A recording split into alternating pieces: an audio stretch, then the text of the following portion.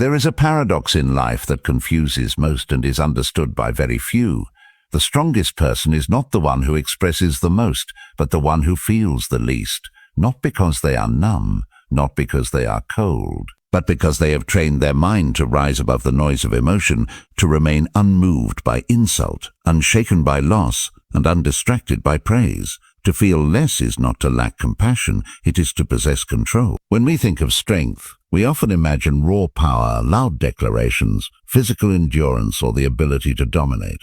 But true strength, quiet, steady, and unbreakable, lies in mastery over oneself. The strong person does not allow every emotion to take root. They have learned to distinguish between what is within their control and what is not. When someone wrongs them, they do not rage. When they lose what they love, they do not fall apart. When they win, they do not boast. This is not indifference, it is discipline. Emotion is like a storm. It arises suddenly, moves with intensity, and if unguarded, it destroys. But the strong do not build their homes on the sand of reaction. They anchor their lives in the bedrock of reason. They know that if the mind is calm, nothing from the outside can disturb it. Pain comes, yes, but the interpretation of pain, the clinging to suffering, that is a choice, and they do not choose it. The weak are led by their feelings. The strong led their feelings. The weak react.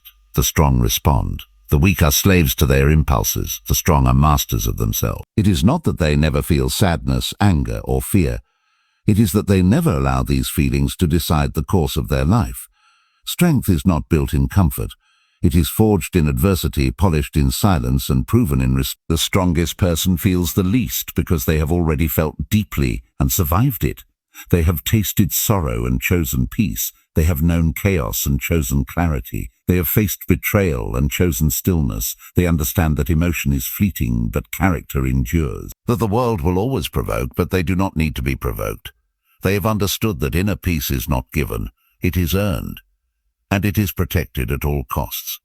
In times of loss they mourn, but only briefly. In moments of joy they smile, but do not chase it. In moments of rage, they pause, not because they are weak, but because they are too powerful to be controlled by temporary madness. They value their energy too highly to waste it on what does not matter, and so they appear to feel less. But in truth, they have learned to direct their feelings rather than be directed by them. To carry a calm mind in a stormy world, to love without attachment, to grieve without despair, to act without obsession, and to endure without complaint. The strongest person walks quietly, carries pain without bitterness, power without arrogance, and calm without needing to explain it. They have earned their stillness, and in that stillness they feel less, not because they are hollow, but because they are full of something greater than emotion, wisdom. The idea that strength lies in self-mastery rather than emotional suppression is one of the core tenets of Stoic philosophy. It reframes our understanding of what it means to be strong. Most people assume that the person who shows no emotion at all is the strongest, that Stoicism means being cold, detached, or hardened beyond feeling, but this is a misunderstanding. The Stoic strongman is not someone who refuses to feel, but someone who understands feelings and decides not to be enslaved by them. Emotions are not enemies. They are signals, messengers from within, indicators of how we are interpreting the world around us. The danger arises not from feeling them, but from blindly obeying them. The strongest individual feels their emotions and then decides what to do with them. They do not react automatically. They pause, reflect, and choose a response that aligns with their values. The process of self-mastery begins with awareness. One cannot control what one does not understand. The strong person watches the arising of emotion without judgment, allowing it to surface without resistance, but also without surrender. They might feel anger, but they do not strike. They might feel sorrow, but they do not collapse. They might feel fear, but they do not retreat. They examine the emotion, seek its source, and ask whether it is useful or destructive. If it serves no higher purpose, they let it go. If it contains wisdom, they act upon it, not as a slave, but as a master guiding the power of emotion like a rider commands a horse. This distinction is crucial. Emotional suppression is a form of weakness disguised as strength. It creates a brittle soul, one that is eventually shattered by the weight of unacknowledged feelings. Suppression bottles up emotions until they burst, often at the worst possible moments. Self-mastery, on the other hand, is flexible. It bends without breaking. It allows the strong to feel fully without being overwhelmed. There is no fear in them of what they feel because they know they are in control. They don't run from anger, sadness, envy, or desire. They study them, sit with them, and allow them to pass like clouds drifting across the sky. The mastery of the self is a discipline, not a natural gift. It must be trained, moment by moment, day by day, in small decisions and internal dialogues. The strong person is constantly engaged in this inner work. When someone insults them, they notice the spark of pride or anger, but they don't fan it into a flame. When life disappoints them, they notice the pull of despair, but they do not sink. Instead, they say to themselves, "Is this in my control? What good will come from indulging this emotion? What does my highest self demand in this moment?" These questions are the tools of mastery. They allow the strong to build emotional clarity rather than confusion. Self-mastery also means not being manipulated by others. Many people provoke emotions in us to control our behavior, to make us afraid, to make us react, to make us seek approval. But the strong person, anchored in their own judgment, cannot be moved so easily. They have trained themselves not to be provoked. They do not let a harsh word turn into rage, nor a flattering compliment turn into pride. Their compass is internal. Their emotional world is not a public theater for others to manipulate. It is a private domain that they alone govern. This quiet power protects their peace and maintains their focus on what matters. It is this mastery that creates true strength. A person who is at war with their emotions cannot find peace, no matter how outwardly successful they appear. But the person who has made peace with what they feel and who chooses how to act despite those feelings, that is the one who is unshakable. They carry their calm like a shield, not because they never feel disturbed, but because they never let disturbance dictate their path. Peace is not something that arrives from the outside. It is something cultivated within. It is not granted by circumstances, nor is it sustained by comfort, praise, or wealth. The person who is truly strong understands that lasting peace can only come from one place: control over the self. The storms of life are endless. Loss, insult, failure, change, betrayal, uncertainty, and anyone who waits for a calm world will wait forever. But the strong do not look outward for their serenity. They root themselves in the only solid ground there is, their own judgment, discipline, and inner clarity. They know that nothing external is fully in their power, and so they refuse to let their emotional state be tied to it. When someone wrongs them, they might feel pain, but they do not give away their peace. When the world fails to meet their expectations, they adjust their expectations, not with resentment, but with understanding. They know that people will be unkind, that plans will unravel, and that time will take from them everything it has once given. And yet they are not bitter. This is not naivety. This is realism paired with mental training. They have accepted the nature of life, and because of that acceptance they no longer resist the flow of events. Instead, they respond to it with deliberate thought, and in doing so, they preserve their stillness. The control over the self begins with recognizing the boundary between what we can control and what we cannot. Thoughts, choices, responses, and attitudes, these belong to us. Weather, fortune, the behavior of others, the march of time, these do not. The strong person draws a firm line at that boundary and refuses to step into the realm of delusion. They do not try to change people who refuse to change. They do not rage at fate. They do not cling to what life has already taken. This ability to let go is not a weakness.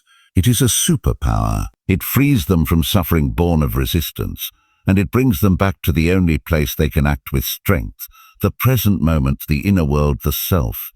Control over the self is not about denying feelings or becoming emotionless. It is about choosing which feelings to give attention to and which ones to leave behind. The strong understand that peace does not mean an absence of emotion. It means not being a prisoner of it.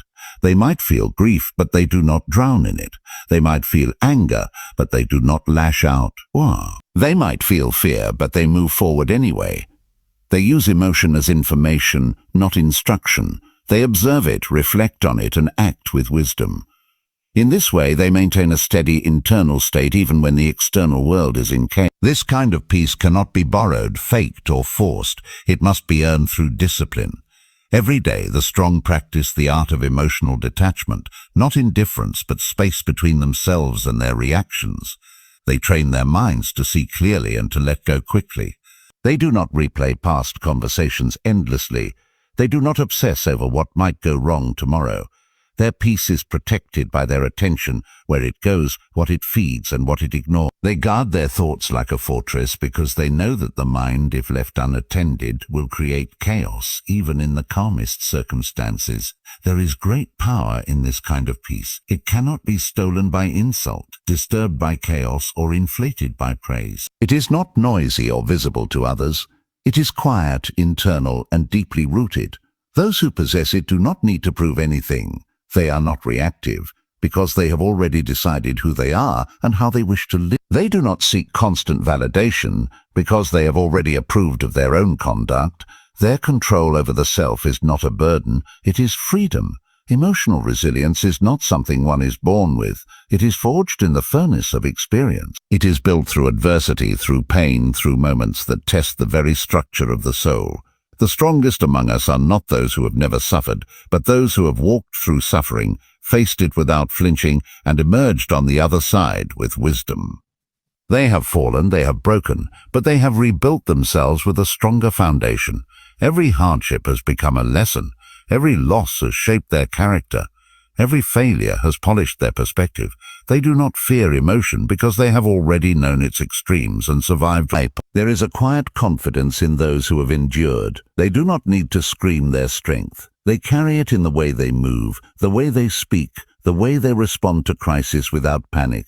They know what it means to be low, so they are not shaken when life dips again. They have met their own darkness, and because of that meeting, the darkness of the world no longer surprises them.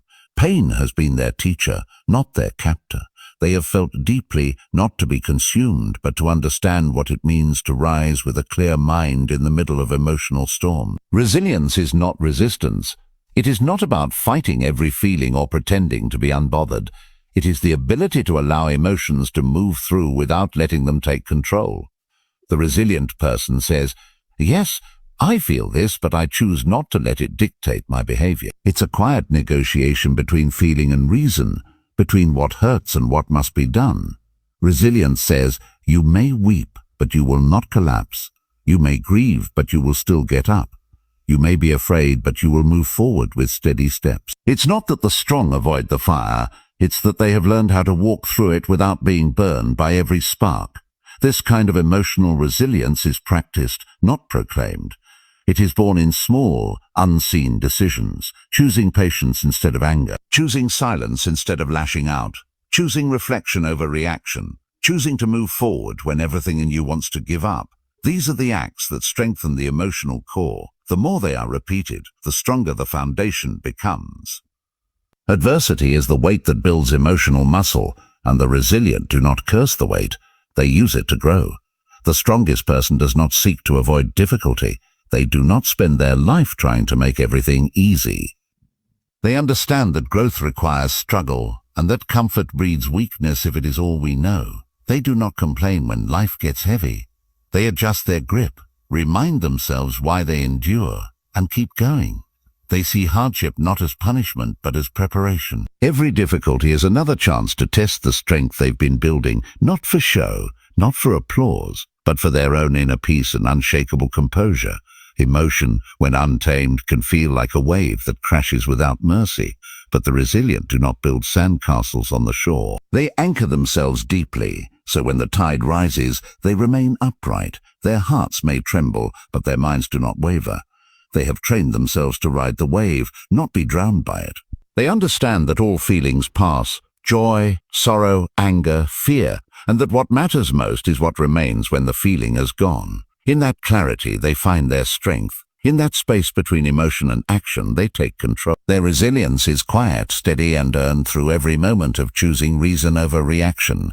Stillness is often misunderstood in a world obsessed with noise. We tend to associate strength with movement, with action, with intensity, with loud declarations and visible dominance. But there is another kind of strength that does not demand attention. It does not shout, it does not flinch, it does not seek to impress. It simply is. Stillness is this kind of strength, silent, rooted, powerful beyond measure. The strongest people carry it not as a performance, but as a natural extension of their inner mastery. They do not need to argue, to retaliate, or to convince others of their worth. Their presence alone speaks of depth, composure, and control. To remain still in the face of chaos is an act of great courage. It requires the refusal to be pulled in every direction by circumstances, by opinions, by temptations, or by fears. When the world demands urgency, the strong person remains deliberate.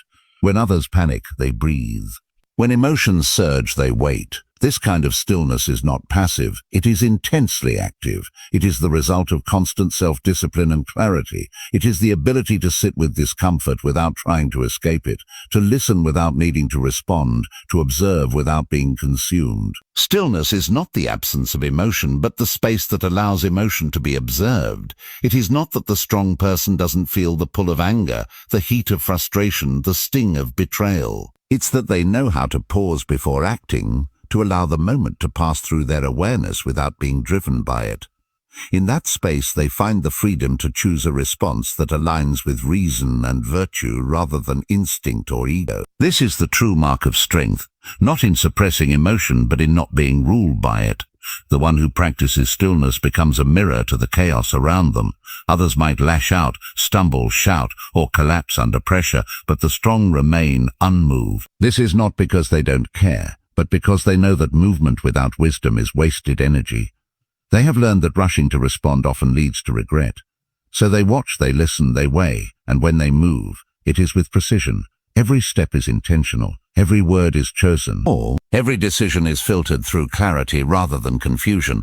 There is power in the restraint that stillness demands. It is far easier to react than to remain silent, far easier to explode than to endure. But the strong person understands that true power lies in having the ability to act and choosing not to, unless it is necessary. They do not exhaust themselves trying to control what cannot be controlled. They do not chase what does not belong to them. They do not engage in battles that offer no honor. Their stillness is a shield. It protects them from the noise, the chaos, the emotional traps laid by the world. Stillness also allows for the development of insight. In silence, we hear what noise hides. In stillness, we see what motion blurs. The strong person does not need to fill every silence with speech or every gap with action. They allow space for reflection, for understanding, for recalibration. They find meaning in solitude and strength in restraint. Their mind becomes sharper because it is not constantly overwhelmed. Their heart becomes lighter because it does not carry unnecessary burdens. This kind of stillness becomes a sanctuary, a place they can return to when the world becomes overwhelming. It becomes their default posture, not because they are disconnected, but because they are deeply connected to what matters most. They do not spend their lives trying to be seen or heard. They focus instead on being aligned, balanced, unshaken. Stillness for them is not an escape but a stance, a way of living that keeps them free from drama, steady in adversity, and faithful to their principles. To feel less is not to be less human, but to choose a life of clarity over noise. The strongest people are not numb or cold. They are selective with what they allow into their emotional space. They understand that every emotion costs energy, every reaction takes time, and every indulgence can cloud the mind. They do not deny that emotions exist, but they do not allow themselves to be led by every passing wave of feeling. Instead, they filter their emotions through reason, choosing only those that serve their purpose and align with their principles. In this filtering process, they create a clear space in which the mind can function without interference, a space where judgment is not distorted by uncontrolled emotional noise. Clarity is the foundation upon which they build their life. Where others are quick to anger or excitement, the strong take a moment to assess. They do not mistake every impulse for truth. They recognize that feelings are fleeting and often deceptive. A moment of anger can destroy a relationship. A moment of fear can close a door forever. A moment of pride can blind a person to their weaknesses. The strong person guards against these errors by stepping back from the flood of emotions and asking, "Is this useful? Is this true?" They observe. They listen, they weigh the situation. This deliberate presence allows them to act from understanding rather than from ego. They do not seek sympathy for their burdens, nor do they flaunt their victories. When they are in pain, they endure with grace. When they succeed, they remain grounded. This detachment from recognition is not born from arrogance but from understanding. They know that attention is fleeting and applause is hollow when it comes from people who do not truly understand the path walked. They do not build their sense of self on the opinions of others. Their self-worth is not tied to approval, praise, or attention. It is tied to how faithfully they live in accordance with their principles. Their lack of outward emotion is not suppression but refinement. They do not let every feeling escape their lips. They filter, examine, and then speak only when it adds value. This control is not forced but practiced. They have learned that the more control they have over their expression, the more power they have over their life. They are not trying to impress, not trying to win arguments, not trying to be liked. Their only concern is integrity, living with a calm mind, a focused spirit, and an honest heart. What they know is that the strongest emotion is often the one held, not the one released. The strongest response is often the one never given. The strongest statement is often made through silence. In a world where everyone is reacting, venting, and expressing constantly, the one who remains composed, patient, and quiet is rare. They may be misunderstood, but they are never shaken. They have made peace with being misjudged because they are not playing a game that requires recognition. Their satisfaction comes not from others understanding them, but from understanding themselves. This quiet strength is also deeply compassionate, though not always visible. And the strongest person sees suffering in others and does not rush to fix, to rescue, or to control. Instead, they offer space. They listen. They respect the dignity of others to walk their own path. They are not interested in being saviors or heroes. They are content to be a quiet presence, a steady example. Their help is often subtle, a word, a gesture, a choice not grand but impactful. And when they are gone, their influence lingers not in memory of what they said, but in how they made others feel. Safe, respected, and seen without being judged. Their life is lived with deliberate calm. They do not explain themselves at every turn because they do not need to. They are not defensive because they have nothing to prove. They are not anxious because they are not trying to control everything. Their attention is not scattered because they have learned to protect their focus. This kind of person may go unnoticed in a noisy world, but they are the ones who truly move it. Silently, patiently, and with unshakable strength. So when you see someone who seems untouched by chaos, who does not flinch in crisis, who speaks less but carries depth, you are not looking at someone cold or distant.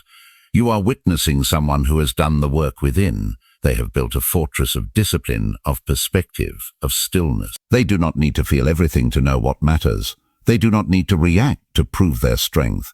They have chosen a higher path, the path of restraint, of wisdom, of quiet power, and in doing so, they have become the strongest of all. Not because they show it, but because they no longer need to.